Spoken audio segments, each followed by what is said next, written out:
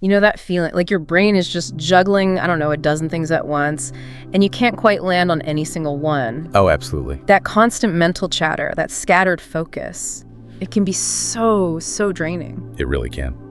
Well, today on the deep dive, we're zeroing in on a set of pretty effective tools to help maybe tame that mental frenzy. We're talking mindful breathing and meditation. Exactly. And forget any, grand ideas about needing a silent retreat somewhere exotic. Right. We're looking at these as like practical skills, things you can weave into your daily life for real, tangible benefits. Okay. So our mission here in this deep dive is really to pull out the core wisdom from the research and the practical guides. Yeah. Show you what's most important and how it can directly, improve your well-being. Right.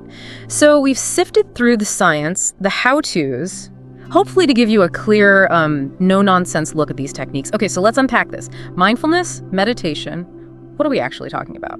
Okay, good question. At their heart, both are really about cultivating your attention. Training it, almost. Training attention, okay. So, mindfulness, one of our sources puts it nicely, it's cultivating awareness of your experience in the present moment, living each moment as fully as possible. It's about being right here, noticing what's up, without getting totally swept away. So less about like emptying your mind, which always feels impossible to me. Yeah, pretty much impossible for most of us. And more about just being present with whatever is happening. Precisely. Yeah. And meditation, well, that's the practice that helps us train this present moment awareness. Okay. The practice, it's defined as paying attention on purpose in the present moment. Yeah. Think of it like a focused mental training. Got it. And often this focus involves a specific anchor, and that's usually where the breath comes in. It's central.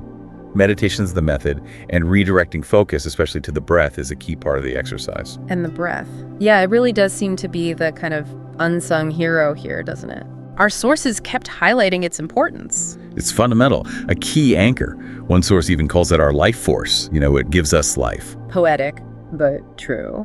And practically speaking, it's always with you. It's this ever-present focal point. As another source said, it's an anchor you can return to over and over again when you become distracted by thoughts. That's so true, isn't it? It's just this constant, reliable rhythm we can always tune back into, always there. And focusing on that rhythm, the simple sensation of breathing in and out that actively builds the muscles of attention and mindfulness. Okay. It's like lifting weights for your focus. Consistent practice makes you stronger at being present. Okay, so we have the what attention training and the why for the breath being central, but what's in it for us? What are the real-world benefits these practices offer? Well, the potential benefits are actually quite broad.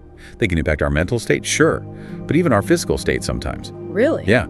Reduced stress and anxiety are probably the most common reasons people start exploring this stuff. Which, I mean, let's face it, who couldn't use a little less stress in today's world? Sounds pretty good. Indeed. Beyond that, though, many people experience an improved mood, a greater sense of emotional balance, kind of like cultivating a more even keel. Better sleep quality is another big one for many. Sleep. Yes, please. And, in our age of constant digital distractions, the potential for increased focus and just sustained attention, that's a huge advantage. Oh, tell me about it. My brain feels optimized for scrolling sometimes, not for, deep work. Right. And it goes deeper still. These practices can enhance your self-awareness, give you a clearer picture of your own thoughts, feelings, patterns. Interesting. And that self-knowledge.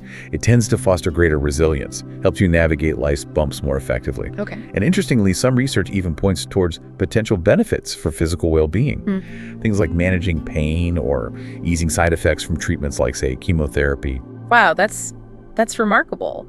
So it's not just about feeling a bit calmer. It could have tangible effects on our physical experience, too. It seems so, yeah. Okay, so actually practicing, do we need to, carve out huge chunks of time, sit in a specific, uncomfortable way? Not at all. That's the beauty of it, really. It's adaptable. There isn't one single rigid way to do this. Good. The most foundational technique is just mindful breathing. Simply directing your awareness to the sensations of each inhale and each exhale as they happen. That sounds accessible enough. But our sources mentioned some other interesting techniques too, right? They did, yeah. For people looking for maybe more structured approaches, there's cyclic sighing. Cyclic sighing. Yeah, it involves prolonged exhales. It's actually a really potent tool for stress relief, like an express lane for calming your nervous system. Then there's box breathing. That's where you inhale, hold, exhale, hold, all for the same count, like drawing a box with your breath. A mental metronome, almost. Kind of, yeah. It creates this balanced rhythm that can calm and focus the mind. And the 4-7-8 technique. Heard of that one? Right? Specific ratios for inhale, hold, exhale. Often recommended for relaxation, maybe even helping with sleep. Okay, those sound like very concrete methods someone could just try. Exactly. And that's really just a starting point. There's also alternate nostril breathing. Okay. Which is thought to balance the brain hemispheres. Yeah. There's Brahmari pranayama. That's the bumblebee breath where you hum on the exhale. Bumblebee breath. Sounds funny, but it can be very soothing. Even things like the Buteyko technique, focusing on gentle, shallow breathing. And beyond just breath work, you've got body scans, walking meditation, loving kindness meditation, even just short bursts, mindful minutes. Wow, okay. It really sounds like there's a whole menu of options to explore. That's quite reassuring, actually. It's not one size fits all. Definitely not. Now, we've talked about the practical side, the techniques, but what's actually happening, like under the hood? What does the science say about how this works? Yeah, this is where it gets really fascinating. So there was a study in the Journal of Neurophysiology. It indicated that different breathing patterns actually activate specific brain networks. Okay. Networks linked to our mood, our attention, even how we perceive our own bodies. Essentially, your breath isn't just, keeping you alive. Right. It's kind of like a remote control for your emotional and attentional centers. So our breath is constantly talking to our brain. Is that fair to say? In a very real way, yes. Yeah. Pace breathing, for example, engages neural circuits that go beyond the basic brainstem functions. Circuits deeply involved in our emotions, focus, and body awareness.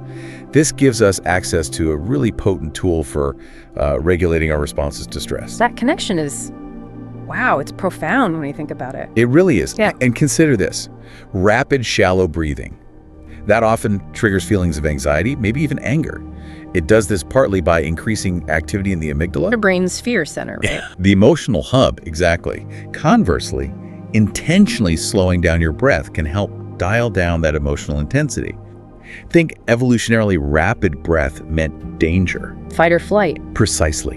Controlled breathing can signal safe now to your system. That makes perfect sense. When you're stressed or panicked, your breathing is rapid and shallow. Exactly. And conscious, intentional breathing.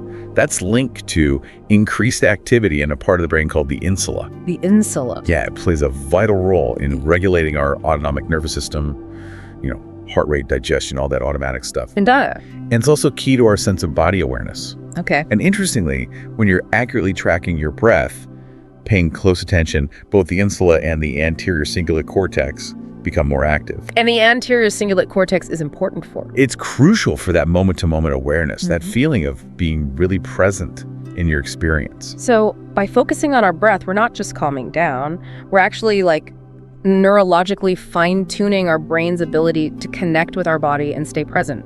You got it. It's about forging a stronger mind-body connection through this really fundamental act of breathing. Amazing. Okay, so how can you listening take this knowledge and start to integrate it? What are some actionable first steps? Great question. Understanding the science is one thing, right? Making it a practical habit is where the real change happens. Definitely. So the best approach is really just to begin simply. Start by consciously taking a few deeper breaths. Really notice the full cycle, inhale and exhale. Okay. Then just allow your breath to settle into its natural, comfortable rhythm. Don't force anything. Right. The core of the practice is just gently directing your full attention to the physical sensations. Where do you feel the breath most?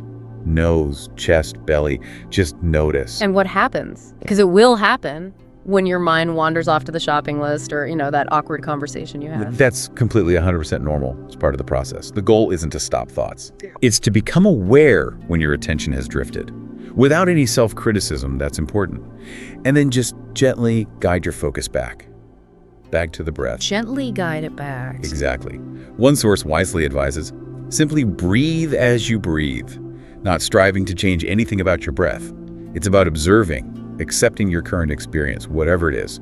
Remember, mindfulness is the practice of bringing attention back over and over. So it's like a mental reset button you can just press whenever you notice you've drifted. That's a great way to put it. Yeah. And like any skill, consistency trumps intensity, especially early on. Right. Little and often. Exactly. Yeah. Short, regular sessions are much more effective than trying to do like an hour once a week. Aim for maybe just 5 or 10 minutes a day to start.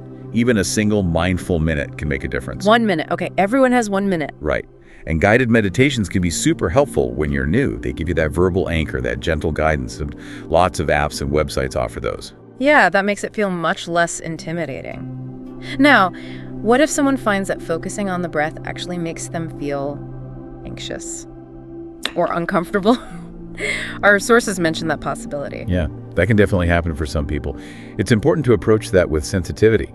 Okay. It might signal some underlying anxiety, maybe just unease with stillness or internal focus. If that happens, try maybe shifting your focus slightly. Broaden it to include sounds around you or other body sensations alongside the breath. Don't just focus only on the breath. To balance the attention. Right. Or you could try investigating the anxious feelings themselves with a gentle curiosity, just observing them without judgment. Sometimes exploring what emotional triggers might be surfacing can be insightful too, but maybe do that carefully. Gently. Gently, yes. And experimenting. Maybe straight breath focus isn't right for you right now.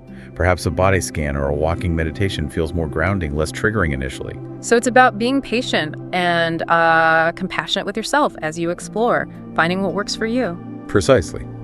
And to help build that consistent habit, try setting little reminders or use those if this then that patterns, like if I'm waiting for the kettle to boil, then I'll take 3 mindful breaths. Oh, okay. Weaving it into existing routines. Exactly. Weaving these moments of awareness into the fabric of your day. Okay, this has been incredibly helpful, I think, in sort of demystifying mindful breathing and meditation. If we had to summarize, what's the core message you'd want our listener to really take away today? I think the central point is that mindful breathing and meditation aren't some, abstract, far-off ideal. Right. They are practical, accessible skills. Right. Tools. Tools, exactly. With a really wide range of potential benefits for your mental, emotional, even physical well-being. Right. And this is backed up by centuries of practice and a growing body of science showing how our breath really does influence our brains. And it sounds like the real magic isn't necessarily about reaching some perfect state of Zen-like calm. Definitely not. But more in the consistent act of just showing up, practicing, even if it's just for a few moments each day. That's it. Exactly. It's the ongoing commitment, the practice of bringing your attention back to the present, breath by breath. That's what cultivates these valuable skills over time. Focus, self-awareness, resilience, to build gradually. So for you listening, as you go about the rest of your day, here's a final thought just for a moment right now. Can you notice your breath? What does it actually feel like as it enters and leaves your body? Is it fast, slow, deep, shallow?